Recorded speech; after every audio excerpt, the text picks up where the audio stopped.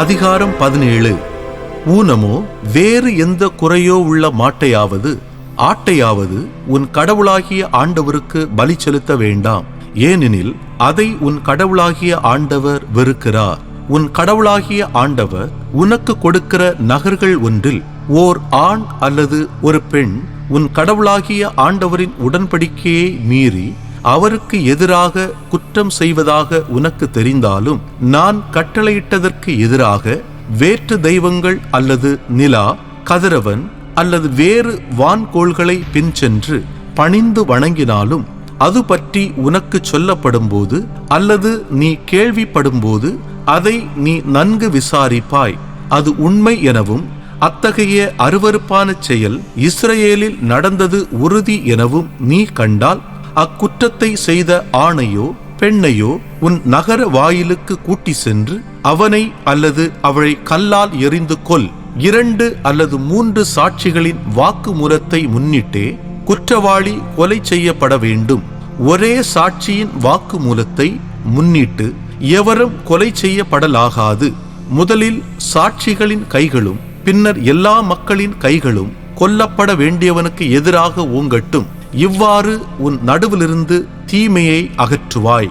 இரத்த பழிகளை குறித்தோ உரிமை வழக்குகளை குறித்தோ தடியடியை குறித்தோ தீர்ப்பு கூறுவது கடினமாயிருந்தால், அல்லது உன் நகரிலுள்ள வேறு எந்த வழக்கும் சிக்கலானதாக இருந்தால், நீ எழுந்து உன் கடவுளாகிய ஆண்டவர் தேர்ந்து கொள்ளும் இடத்திற்கு செல். அங்கு லேவியரான குருக்களிடத்திலும் அன்றைய நாளின் நடுவர்களிடமும் அறிவுரையை கேள். நியாய தீர்ப்பை அவர்கள் உனக்கு தெரிவிப்பார்கள்.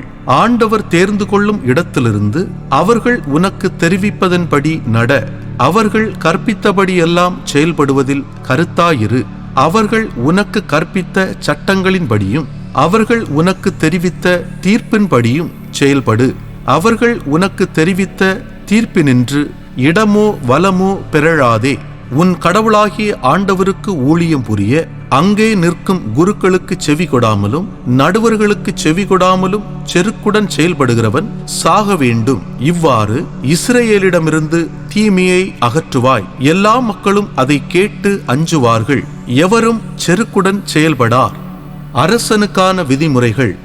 உன் கடவுளாகிய ஆண்டவர் உனக்கு கொடுக்கப் போகும் நாட்டுக்குள் சென்று அதை உடைமையாக்கி அதில் குடியேறிய பின், என்னை சுற்றிலுமுள்ள எல்லா வேற்றினத்தாரையும் போல நானும் எனக்கு ஓர் அரசனை ஏற்படுத்துவேன் என்று நீ சொல்வாய். அப்போது உன் கடவுளாகிய ஆண்டவர் தேர்ந்தெடுக்கும் ஒருவனையே உன் அரசனாக ஏற்படுத்துவாய். உன் இனத்தான் ஒருவனையே உன் அரசனாக்குவாய். உன் இனத்தான் அல்லாத அந்நியன் ஒருவனை உனக்கு அரசனாக நியமிக்காதே. அவன் தனக்கென குதிரைகளை மிகுதியாக்கிக் கொள்ளாமலும் குதிரைகளை மிகுதியாக்கிக் கொள்ளும் பொருட்டு மக்களை மீண்டும் எகிப்துக்கு போகச் சொல்லாமலும் இருக்கட்டும். ஏனெனில் இனி அந்த வழியாக திரும்பவும் செல்லக்கூடாதென ஆண்டவர் உங்களுக்கு சொல்லியுள்ளார்.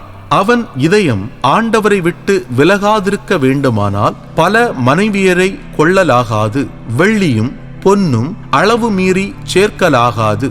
அவன் தன் அரசு கட்டிலில் அமர்ந்த பின் லேவியராகிய குருக்கள் பொறுப்பிலுள்ள இச்சட்ட நூலின் நகல் ஒன்றை தனக்கென ஓர் ஏட்டில் எழுதி கொள்ளட்டும். அதை தன்னோடு வைத்துக் கொள்ளட்டும். அதை நாள்தோறும் அவன் வாழ்நாள் முழுவதும் வாசிக்கட்டும்.